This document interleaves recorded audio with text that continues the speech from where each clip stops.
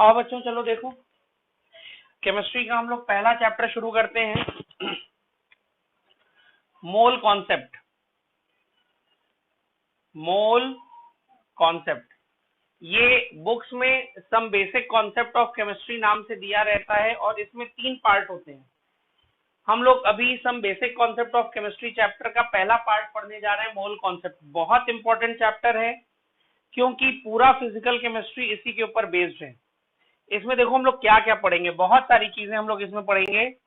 इस चैप्टर में हम लोग पढ़ेंगे एटम्स के बारे में, इस चैप्टर में हम लोग पढ़ेंगे मॉलिक्यूल्स के बारे में, इस चैप्टर में हम लोग पढ़ेंगे नंबर ऑफ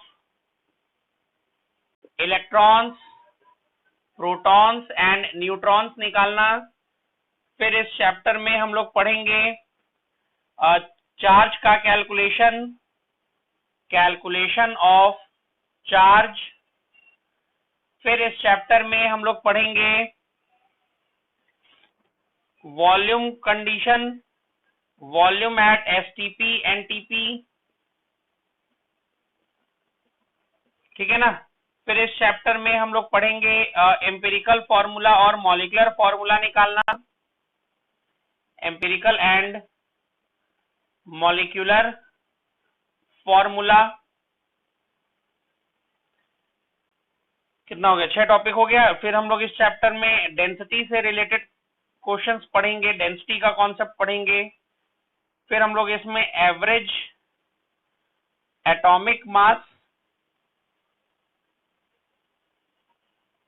और एवरेज मॉलिक्यूलर मास के बारे में पढ़ेंगे। इतनी चीज हम लोग इस चैप्टर में पढ़ेंगे, ठीक है ना।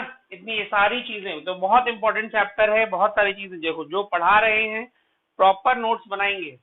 ऐसा नहीं कि रफ कॉपी अलग होगी, फेयर कॉपी अलग होगी। एक ही बार में बनाना है, इतना टाइम हम लोग बर्बाद नहीं करेंगे। लेकिन नोट सही से बनाएंगे, जो पढ़ा रहे एग्जैक्टली जैसा पढ़ाएंगे बेटा, बिल्कुल वैसा ही एग्जाम में तुम्हारे आएगा। पिछले 5 साल का रिकॉर्ड है कम से कम। पहले तो भाई इस साल से 25 क्वेश्चन आ रहे हैं, उसके पहले 30 क्वेश्चन आते थे कम से कम। उसमें 27-28 क्वेश्चन नोट से आते थे। नोट से आने का मतलब कि भाई हो सकता है हम क्वेश्चन सॉल्व करते समय 10 ग्राम वैल्यू ले लें और उसी तरह के क्वेश्चन में एग्जाम में 15 ग्राम वैल्यू पर पूछ लें। तो हम लोग इस चीज पर फोकस करेंगे कि क्वेश्चन कैसे सॉल्व करना और किसी टॉपिक पर कैसे कैसे क्वेश्चन पूछा जा सकता है, ये सब बताएंगे, ठीक है ना। अभी सब लिखेंगे एक एक करके, साथ में हमारे नहीं लिखेंगे, पहले सुनेंगे तब लिखेंगे। कैसे कैसे क्वेश्चन क्या क्या हो सकता है वो सब तो छोड़ करके पहले देखो एक किसी एलिमेंट की बात करते हैं।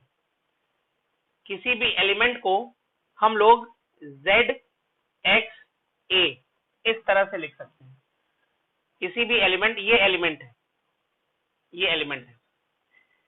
Z को हम लोग बोलते हैं atomic number, atomic number Hindi में परमाणु क्रमांक, और ये नंबर ऑफ प्रोटॉन्स के बराबर होता है, नंबर ऑफ प्रोटॉन्स के बराबर। और A के केस में 2 पॉसिबिलिटी बनती है। अगर A इंटीजर है, A इंटीजर है तो A को हम लोग एटॉमिक मास भी बोलते हैं और मास नंबर भी बोलते हैं। उस केस में A की value number of proton plus number of neutrons के बराबर होती है, प्रोटॉन प्लस न्यूट्रॉन के बराबर होती है। और सेकंड केस, A अगर मान लो फ्रैक्शन में है तो A को हम लोग सिर्फ एटॉमिक मास बोलते हैं, मास नंबर नहीं बोलते हैं। मास नंबर नहीं बोलेंगे तो ये number of proton plus number of neutron के बराबर नहीं होगा। कैसे फ्रैक्शन में आएगा वो चीज हम लोग यहां पर पढ़ेंगे, यहां पर, ठीक है। ये किसी एटम के बारे में बात हो गई। जैसे मान लो फॉर एग्जांपल 2He4, तो अगर तुमसे पूछा जाए इसका एटॉमिक नंबर कितना है तो एटॉमिक नंबर तुम बताओगे 2 है। मास नंबर कितना है, मास नंबर तुम बताओगे 4 है। जितना एटॉमिक नंबर उतना प्रोटॉन, और मास नंबर मतलब number of proton plus number of neutron. तो नंबर ऑफ न्यूट्रॉन बराबर कितना हो जाएगा, 4 - 2, 2। तो अब समझ लो चीजों को करना कैसे है। जो नीचे वाला नंबर है वो प्रोटॉन्स के बराबर होता है, और जो ऊपर वाला है वो प्लस के बराबर। नंबर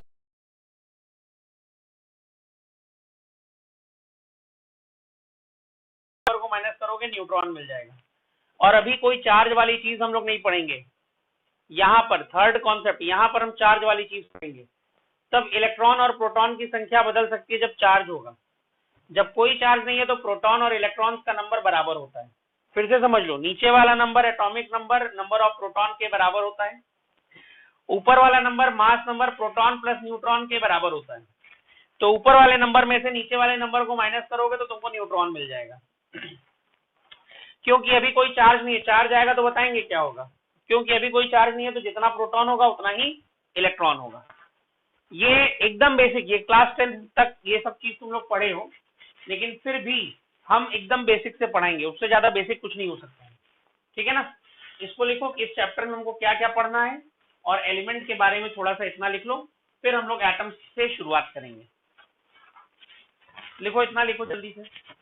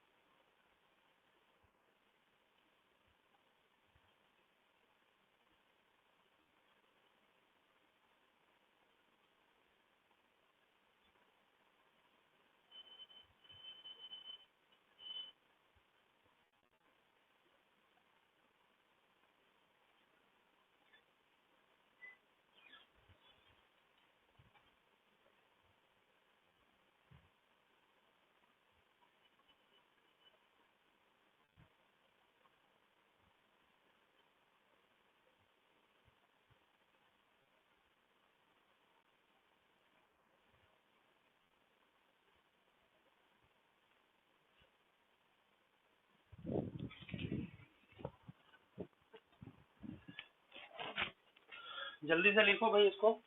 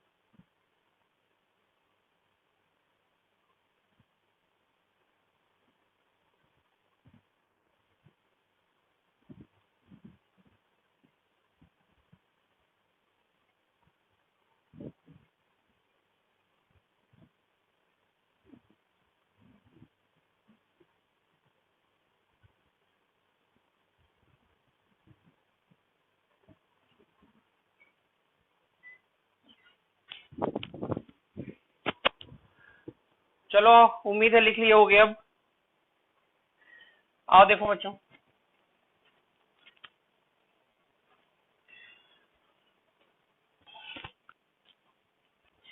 अब देखो मोल क्या होता है और एटम के बारे में जानने के पहले थोड़ा सा कुछ एलिमेंट्स के का एटॉमिक नंबर और एटॉमिक मास बता दे रहे हैं। हाइड्रोजन एलिमेंट, एटॉमिक नंबर और mass number. Hydrogen, helium, lithium, beryllium, थोड़ा और छोटा छोटा लिखें। Hydrogen, helium, lithium, beryllium, boron, carbon, nitrogen, oxygen, fluorine, neon, sodium, magnesium, aluminium, silicon, phosphorus, sulphur,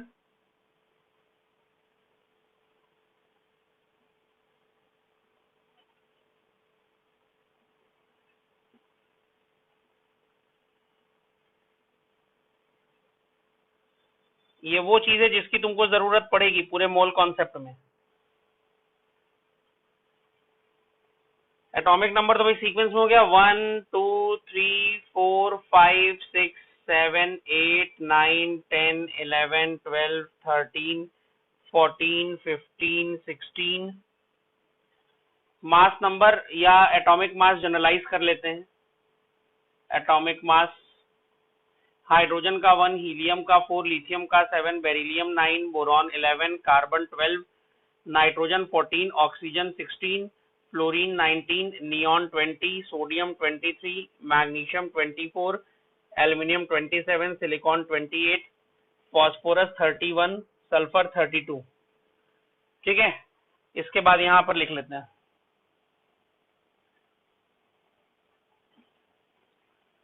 element, atomic number और एटॉमिक मास। सल्फर के बाद आता है क्लोरीन, क्लोरीन के बाद आता है आर्गन, फिर पोटेशियम, कैल्शियम। यहां तक याद रखना पड़ेगा तुमको, या तो 30 तक होना चाहिए, लेकिन फिलहाल इतने जितना बता रहे हैं इतना याद करेंगे एक बार में, सारा नहीं बता देंगे ना। 17, 18, 19, 20। इसका एटॉमिक मास 35.5, क्योंकि का लिख लेंगे। ये सब चीजें तो ठीक है, अपनी जगह है, लेकिन आखिर मोल क्या है? मोल किसको कहते हैं? मोल की केमिस्ट्री में क्या जरूरत है? मोल नहीं होता तो हमारा काम कैसे नहीं हो पाता, या मोल होने से हमको क्या आराम है, क्या फायदा है?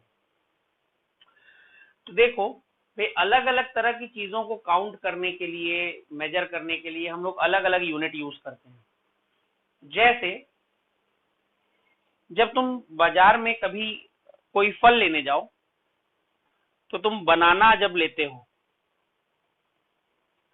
तो कोई भी ऐसा नहीं होगा जो कहेगा कि बनाना आधा किलो हमको बनाना दो, 2 किलो बनाना दो।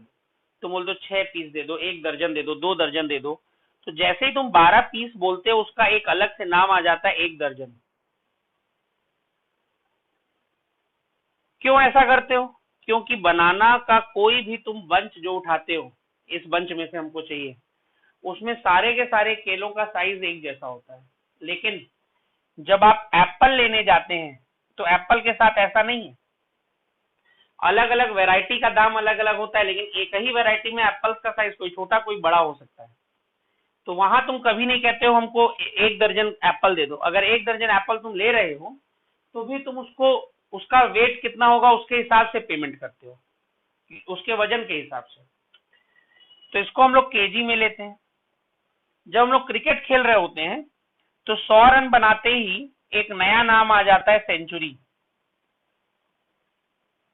50 रन बनाते ही एक नया नाम आ जाता है हाफ सेंचुरी,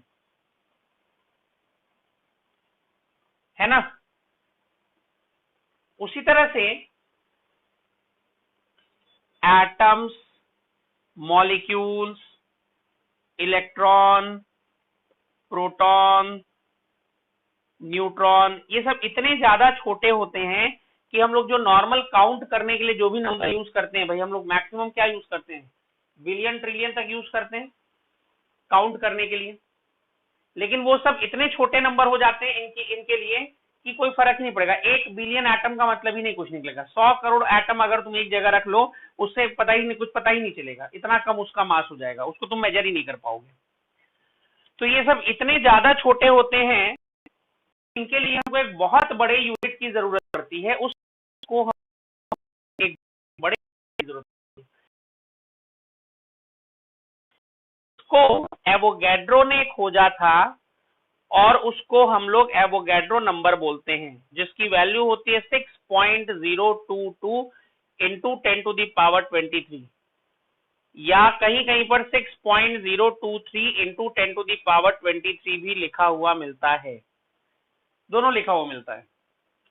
तो अगर पूछा जाए, अगर समझना हो मोल क्या, तो मोल एक नंबर है, जैसे सेंचुरी एक नंबर है 100, मिलियन एक नंबर है 10⁻6, बिलियन एक नंबर है 10⁻9, वैसे ही मोल एक नंबर।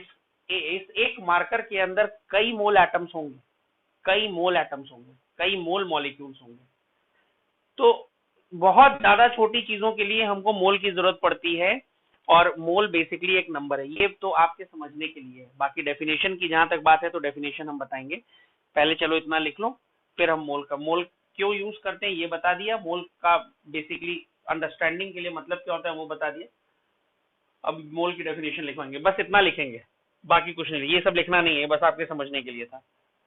ठीक है, चलो इतना लिखो, पहले एटॉमिक मास और एटॉमिक नंबर लिखो कुछ एलिमेंट्स का जिसकी जरूरत पड़नी है।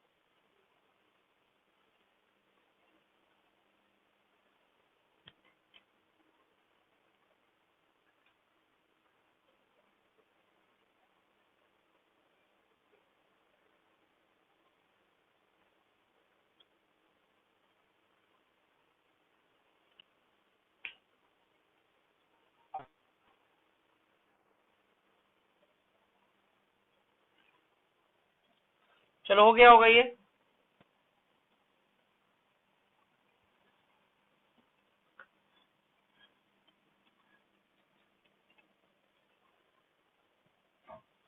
अब चलो देखो मोल की डेफिनेशन की बात करते हैं। भाई मोल होता क्या, ये तो समझा दिया। अब डेफिनेशन वाले हिस्से में आते हैं।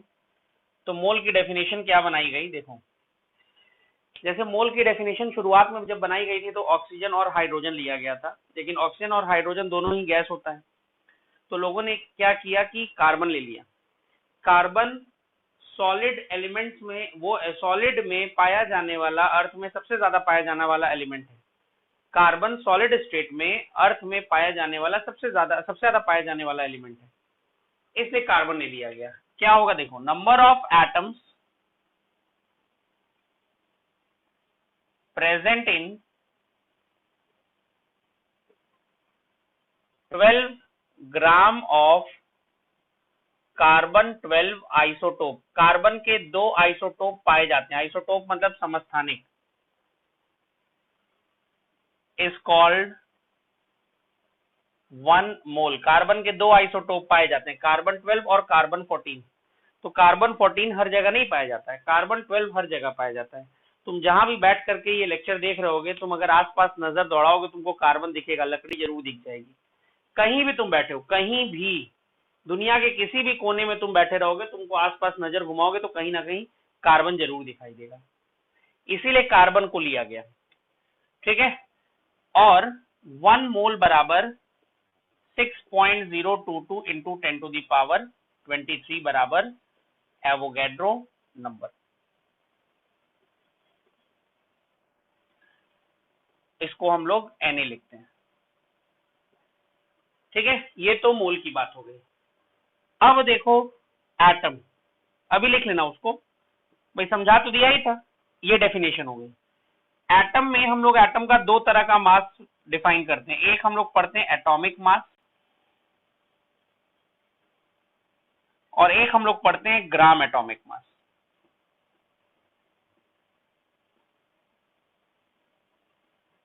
एटॉमिक मास और ग्राम एटॉमिक मास।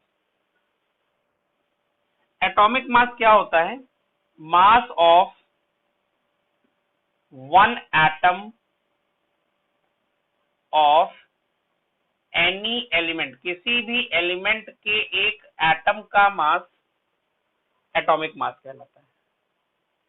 इंपॉर्टेंट चीज इसका यूनिट है, इसका यूनिट AMU, या इसी को U भी लिखते हैं और इसी को DA भी लिखते हैं। AMU मतलब atomic mass unit, full form. U मतलब यूनिफाइड मास, और DA डाल्टन। क्योंकि एटम के लिए सबसे पहले डाल्टन ने थ्योरी दी थी, इसलिए उसके नाम पर डाल्टन भी हम लोग यूनिट यूज करते हैं एटॉमिक मास के लिए। साथ ही साथ एक AMU की वैल्यू होती है 1.67 इंटू 10 टू दी पावर -24 ग्राम। ये एक AMU की वैल्यू होती है। अगर तुमको AMU को ग्राम में बदलना होगा तो इस तरह से बदल सकते हो। ग्राम एटॉमिक मास शॉर्ट में GAM,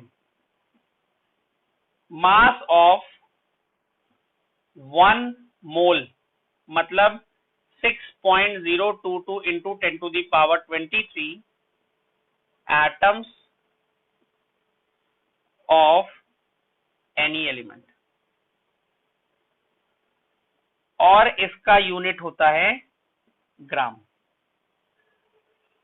तो हर जगह केमिस्ट्री में हम लोग क्वेश्चन सॉल्व करने के लिए ग्राम एटॉमिक मास यूज करते हैं, लेकिन हम लोग बोलचाल की भाषा में एटॉमिक मास बोलते हैं। जैसे मान लो हाइड्रोजन है, अगर तुमसे बोला जाए इसका एटॉमिक मास बताओ, तो इसका एटॉमिक मास तुम बताओगे 1 AMU। लेकिन अगर बोला जाए इसका ग्राम एटॉमिक मास बताओ, तो इसका ग्राम एटॉमिक मास तुम बताओगे 1 ग्राम। तो दोनों की वैल्यू देख लो सेम होती है, लेकिन यूनिट का फर्क है, AMU ग्राम। AMU को ग्राम में तुम बदल सकते हो। हीलियम ले लो, एटॉमिक मास 4 AMU और ग्राम एटॉमिक मास 4 ग्राम। अभी बता रहे हैं कि 1 AMU की value 1.67 into 10 to the power -24 आती कैसे है, ठीक है। इतना लिखो पहले, इतना लिख लो पहले, इतना लिखो फिर बता रहे हैं।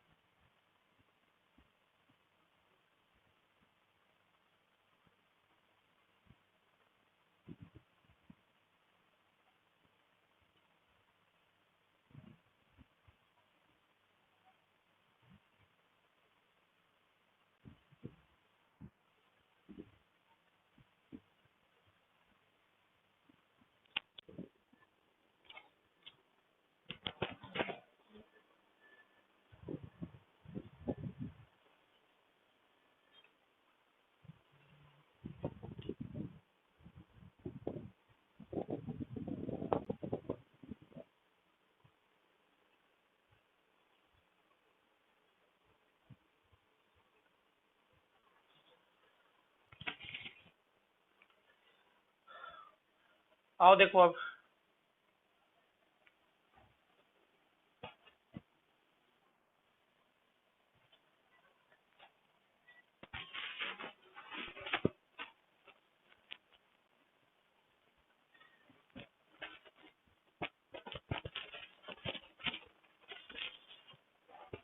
देखो मोल की जो डेफिनेशन है उस डेफिनेशन में बताया कि कार्बन के 12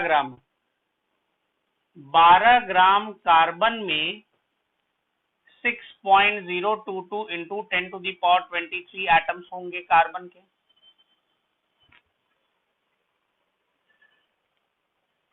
बारह ग्राम कार्बन में 6.022 into 10 to the power 23 atoms होंगे, या दूसरे शब्दों में कह सकते हैं 6.022 into 10 to the power 23 atoms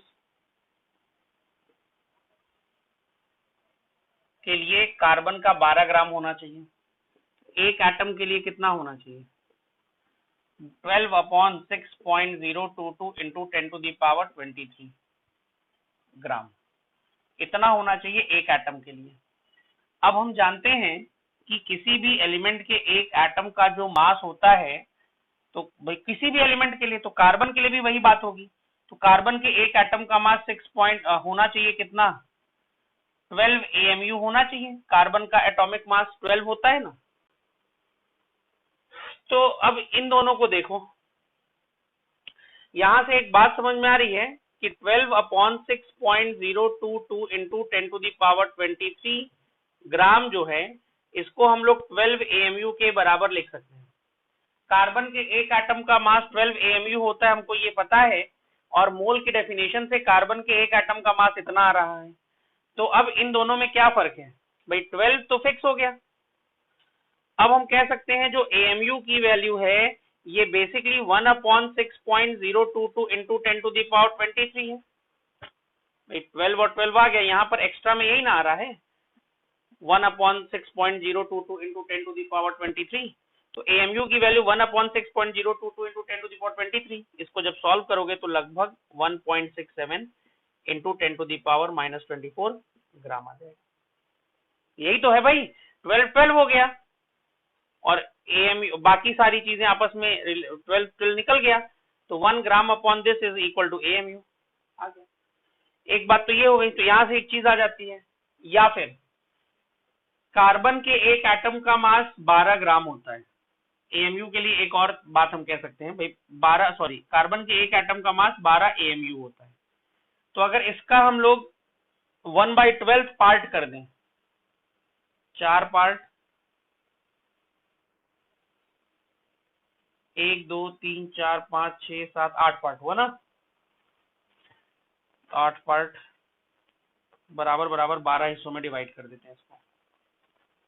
ऐसे देखो, 1 2 3 4 5 6 7 8 9 10 11 12 एग्जैक्टली बराबर नहीं हो पाया, मतलब समझ लो 12 हिस्सों में टूट गया। तो एक हिस्से को पकड़ लो, एक हिस्से को, ये जो एक हिस्सा, भाई 12 हिस्से का मास अगर 12 AMU, तो एक हिस्से का मास कितना होगा? 1 AMU। तो 1 AMU की एक डेफिनेशन और देते हैं, 1/12 part of carbon atom of carbon 12 isotope. ठीक है।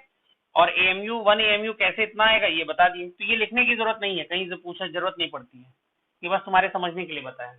ये तुम लिख लो 1 AMU बराबर 1/12 part of 1 atom of carbon 12 isotope, ये लिख लो, ये लिखने की जरूरत नहीं है।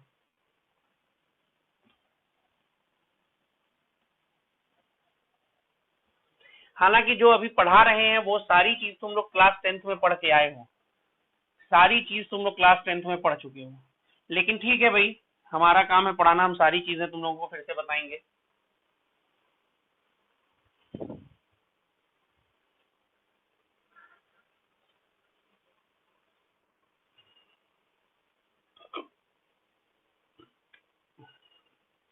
अब देखो केमिस्ट्री में मोल का यूज क्या है।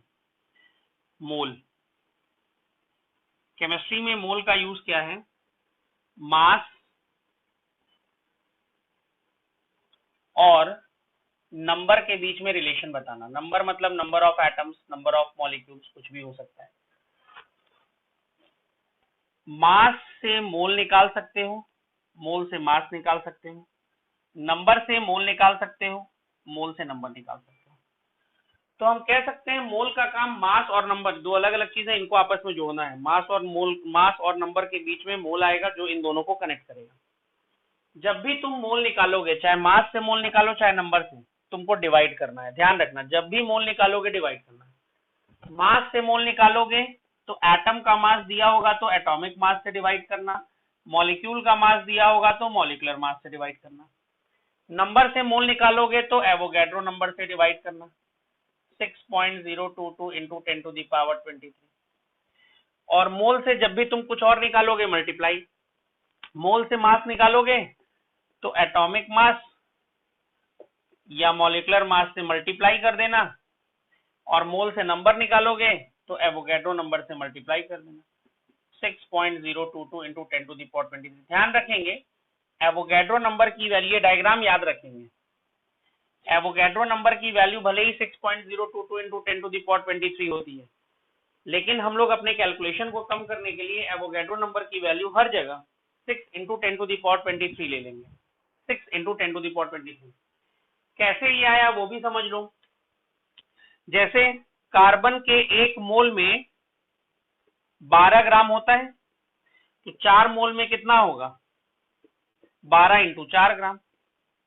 तो इसका मतलब जब भी मोल से तुमको मास निकालना होगा, एटॉमिक मास को मोल से मल्टीप्लाई कर देना। ध्यान रखना एक बात, यहां होता है ग्राम एटॉमिक मास या ग्राम मॉलिक्यूलर मास, यहां भी वही होता है, और ये मास ग्राम में होता है। लेकिन क्योंकि एटॉमिक मास और ग्राम एटॉमिक मास की वैल्यू सेम होती है, इसलिए हम लोग हर बार उसको एटॉमिक मास बोल करके काम चला लेते हैं। इसी तरह से एक मोल में कितने एटम्स होते हैं, 6.022 इंटू 10⁻23 या Na एटम्स होते हैं। तो 2.5 मोल में कितने एटम्स होंगे, 2.5 Na, मल्टीप्लाई होगा। तो भाई नंबर ऑफ एटम्स निकालने के लिए अगर मल्टीप्लाई होगा तो नंबर ऑफ एटम्स से मोल निकालने के लिए डिवाइड होगा। मतलब यहां से एक चीज आ रही है ना कि मोल इंटू Na बराबर नंबर ऑफ एटम्स, यही तो आ रहा है, मोल इंटू Na। तो मोल निकालने के लिए नंबर ऑफ एटम्स को Na से डिवाइड करेंगे, ये चीज आ गई। यहां पर क्या आ रहा है, मास बराबर मोल इंटू एटॉमिक मास। ध्यान रखना एटॉमिक मास बोलते जरूर है, होता क्या है, ग्राम एटॉमिक मास। तो मोल बराबर mass upon atomic mass, divide करना पड़ेगा। तो ये डायग्राम तुम्हारे लिए इंपॉर्टेंट है, इसी पे सारे क्वेश्चंस बनेंगे। वो डायग्राम बना लो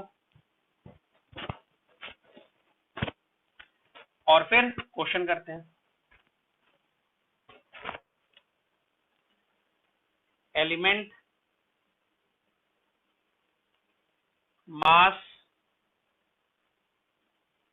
मोल, नंबर ऑफ एटम्स।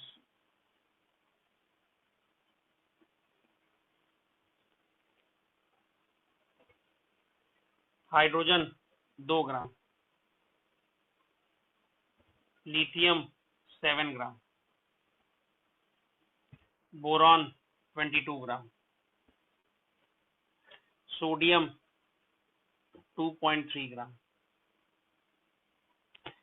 मैग्नीशियम 48 ग्राम। मास दिया है, तुमको मोल और नंबर ऑफ एटम्स निकालना है। करो, एक क्वेश्चन ये है, पहले ये कर लो। मास दिया हुआ है, मोल और नंबर ऑफ एटम्स निकालना है, 5 मिनट में हो जाना चाहिए।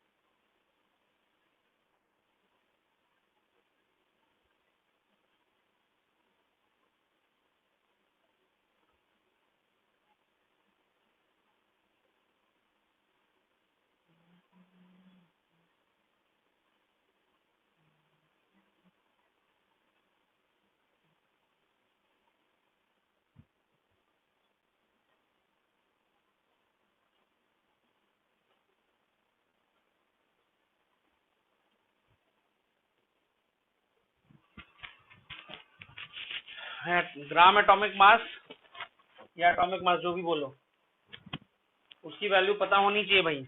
हाइड्रोजन का 1, लिथियम 7, बोरॉन 11, सोडियम 23 और मैग्नीशियम 24। बिना उसके नहीं हो पाएगा। करो।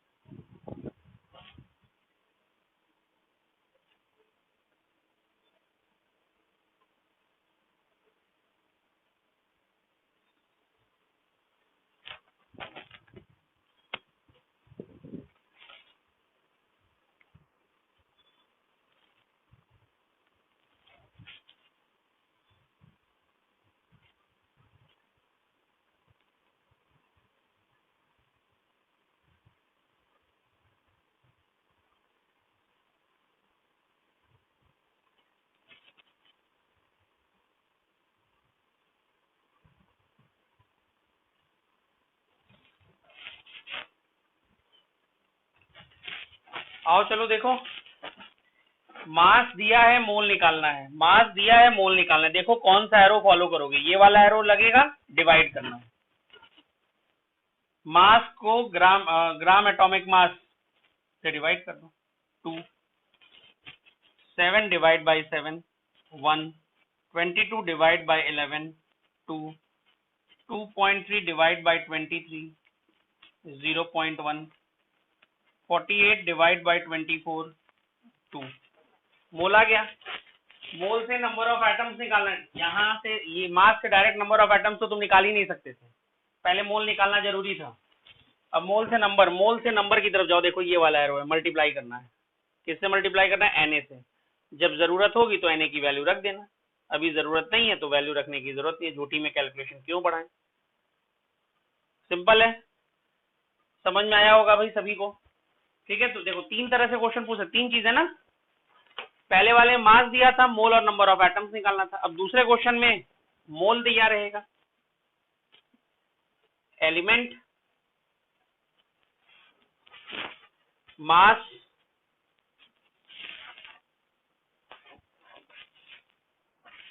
मोल, number of atoms.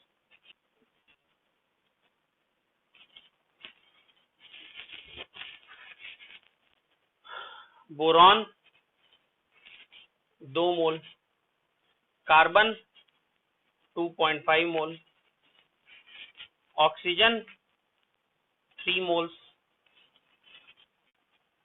Phosphorus 4 mole, argon 1.2 mole. चलो करो। इसमें मोल दिया है, मास और नंबर ऑफ एटम निकालना है। पहले वाले में मास दिया था, मोल और नंबर ऑफ एटम निकालना था। चलो करो। ग्राम एटॉमिक मास साइड में लिख लो भाई। हर जगह हम लोग ग्राम एटॉमिक मास नहीं बोलेंगे, कई बार एटॉमिक मास बोलेंगे, मतलब ग्राम एटॉमिक मास ही रहेगा। पहले ग्राम एटॉमिक मास लिख लो, क्योंकि उसकी तो जरूरत पड़ेगी ही ना। बोरॉन बोरॉन एक बार हो चुका ना, बेरिलियम कर लेते हैं इसको। चलो इसको बेरिलियम कर लेते हैं, बदल जाएगा। बोरॉन से भी आएगा ही। बेरिलियम का ग्राम एटॉमिक मास 9, कार्बन का 12, ऑक्सीजन का 16, फास्फोरस का 31 और आर्गन का 40। चलो करो।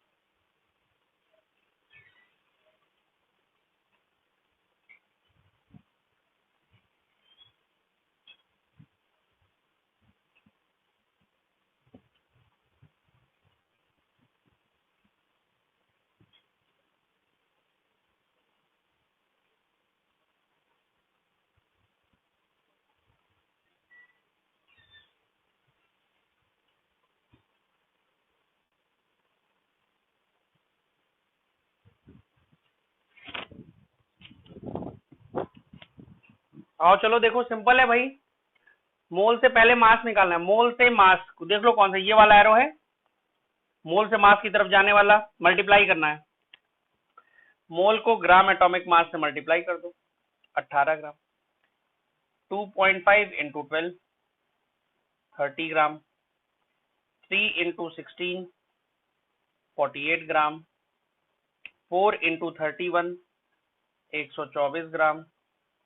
1.2 into 40, 48 gram. Number of atoms तो अभी बताए, यहाँ पर जैसे वैसे यहाँ पर ही हो जाएगा। 2 Na, 2.5 Na, 3 Na, 4 Na और 1.2 Na। हो गया, सिंपल है। अब तीसरा क्वेश्चन कैसे आ सकता है भाई? नंबर ऑफ एटम्स दिया रहेगा। देखो तीसरे क्वेश्चन में नंबर ऑफ एटम्स दिया रहेगा और मोल और मास निकालना होगा। ये तो तीन पॉसिबिलिटी हो सकती है। पहले मास दिया था, मोल और नंबर ऑफ एटम्स निकालना था, अब नंबर ऑफ एटम्स दिया रहेगा। तो पहला कॉलम एलिमेंट, दूसरा कॉलम मास, तीसरा कॉलम मोल और चौथा कॉलम नंबर ऑफ एटम्स।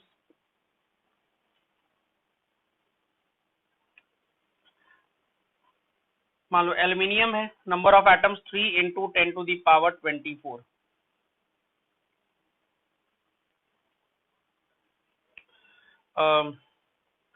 और क्या ले लें जो नहीं लिए हों अभी तक? नाइट्रोजन ले लो, 6 into 10 to the power 23। Fluorine ले लो, 2.4 इंटू 10 टू दी पावर 23।